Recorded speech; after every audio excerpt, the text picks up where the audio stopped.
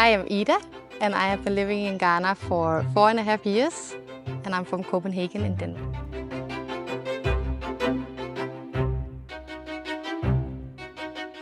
Hi, welcome back to my channel. If this is your first time on this channel, my name is Anahita, and I make videos and stories about Ghana. You're about to watch an episode of Ghana My New Home. Ghana My New Home is a project about people who decided to move to Ghana and start a project or a business in Ghana. I really hope that you enjoyed this episode.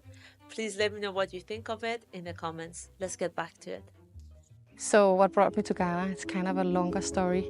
So since I was very small, I never felt like I belonged in Denmark, and I always wanted to go to the motherland and figure out how life was there. I never fitted into how the normal standard of a Danish person. I was always the weird one. My mom, she was very much into herbal medicine. From a young age, I also understood that the whole system of go to the doctor when you're sick and all these things, it never really fitted to me. So because of my mom, I think I also was seen a little bit weird, and I was kind of okay with that, because if nature is weird, I'm okay with being weird.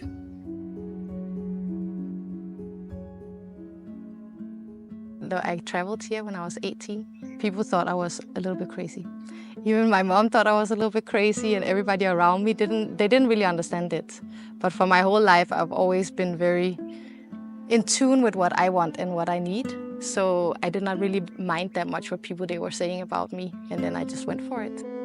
I traveled first to Ghana. My mom had a friend that had a house in Nungwa, so I saw that as an opportunity of where to start my trip in Africa. And then I traveled to Burkina Faso, to Togo, to Benin, to Nigeria, and I traveled around on my motorcycle that I bought here, a very old one. I didn't know how to ride a motorcycle when I came, but I just wanted to see the countries and figure out what is going on in different places of Africa, to figure out, okay, where's my spot? As soon as I landed in the airport, it was I felt this electricity going up through my feet, okay, what? There's some power going on here, I felt it immediately. And then the heat also hit me. I loved that so much. So I was so happy to be here. Denmark is extremely cold. I first met this one guy, Beso, who's my friend, my mom's friend, was working together, and he came to pick me up in the airport. And he was just so kind, so sweet, what do you need, and willing to help me when I needed something. And I was moving around in Ghana and meeting all these nice people, and I loved it.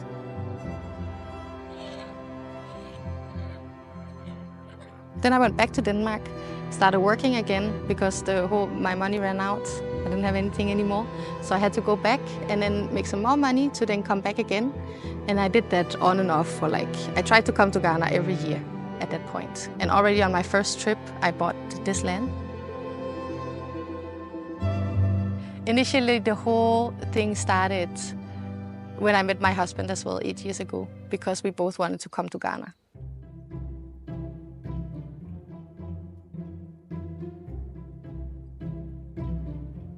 I met my husband in Denmark, who is originally from Ghana and who was born and raised in Germany. So he always had this longing of also coming back. We just straight away fell in love, and we both wanted to move to Ghana. So we stayed in Amsterdam. We moved together to Amsterdam, and then we lived there a little bit because we didn't have the finances to be able to move to Ghana. That's the thing as well with moving to Ghana. You need to have a way of how to have an income, because otherwise it's simply not possible for you to stay here. So we stayed in Europe for a longer time. I got pregnant, and then we were both we did not want this European life for our children. We wanted them to be submerged in nature, and that you can obviously also do in Europe. But for us, the climate is also a big thing. We want to be able to just, run around naked outside and just be free. Be not thinking about them wearing a lot of clothes, going out, it's freezing cold, stuff, being able to be outside most of the time.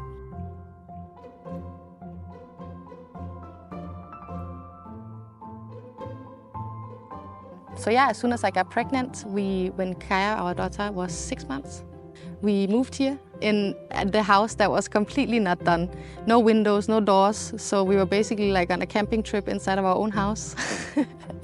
It was really hard, but slowly we got everything, more civilized. And then continued like that. So it's been quite a journey, but we're really enjoying like being able to have a lot of time with our children, not having to send them to school, being able to choose what we think is important that they learn.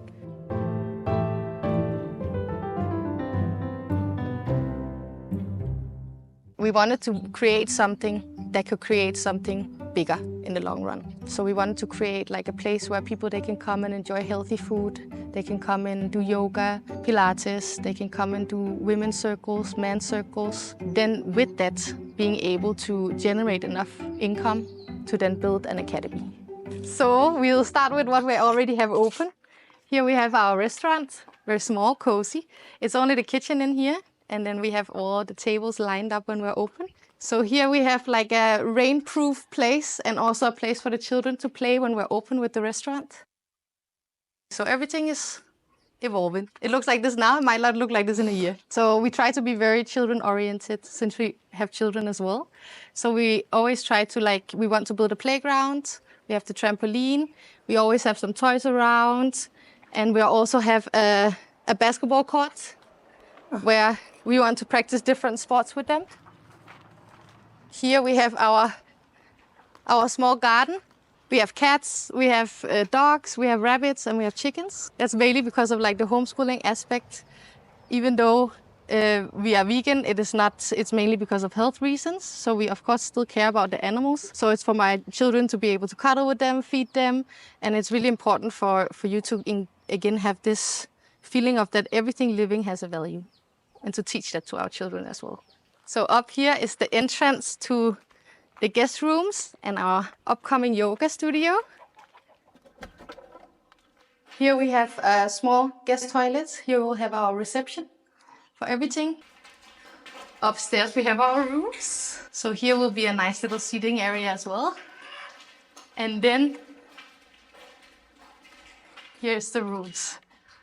In here there will just be like a standard bed, a little desk, a fridge, and then a nice bathroom with this shower view. So we wanted to in all the rooms basically have a shower where you shower with the view.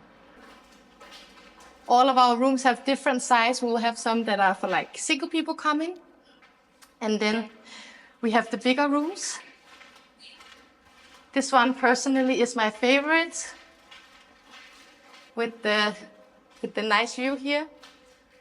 We aim for basically being completely self-sustainable. So we're only running on solar panels, and we have our own borehole, so also self-sufficient that way. Okay, so let me show you upstairs.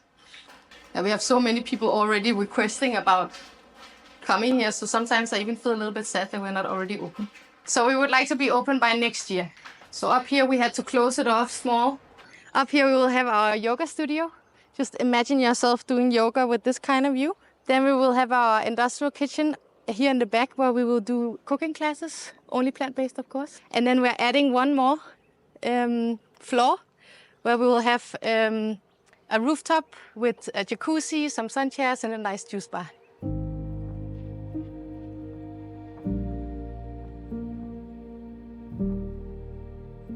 I'm from a place that is very established, but I don't support the way it got established. And I don't like the way that they run stuff, you know, because where did they get their whole wealth from? If you know history, they got their wealth from here. And me, myself, I cannot live in a society where I know that they got all these means in a wrong way. It's definitely a big reason why we also want to get away from Europe, because we know the story.